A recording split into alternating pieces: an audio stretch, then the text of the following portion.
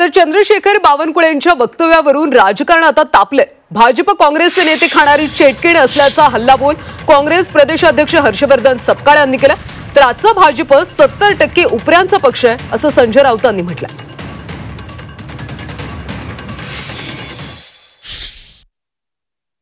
अशा प्रकारची कृती सुरूच केली होती। भाजप ही काँग्रेसच्या नेतृत्व आणि कार्यकर्ते खाणारी चेटकीण आहे, हे आमचं विधान जे आहे त्यांनी ते अधोरेखित केलं। आणि याचाच अर्थ काय, तर भाजपवर स्वतःचे कार्यकर्ते नाही आणि स्वतःच्या हिमतीवर निवडून येण्याची धमक त्यांच्यात नाही। त्यांच्या मंत्रिमंडळात अर्ध्या अधिक काँग्रेसचे नेते ऑलरेडी आहेत आणि आता अधिक नेते मागतात आहे।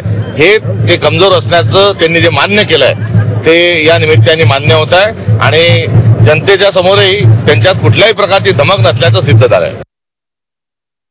बावनकुळे वगैरे जी मंडळी आहेत जी म्हणतात की यांनी सत्तेचा आणि पैशाचा मदमस्त वापर करून इतर पक्ष फोडून आपल्या पक्षाला सूज आणली।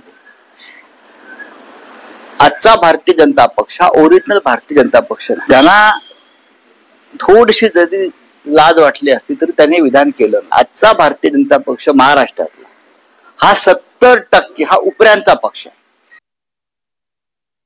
एका सशक्त लोकशाहीमध्ये प्रत्येकाला कुठे जायचा हक आहे, पण दुर्दैव आहे की ज्या पद्धतीने मग एजन्सीज असतील, ईडी असेल, सीबीआय असेल, अनेक 100 गोष्टी ज्या पद्धतीने महाराष्ट्रात आणि देशात हे राजकारण चाललंय खूप दुर्दैवी आहे।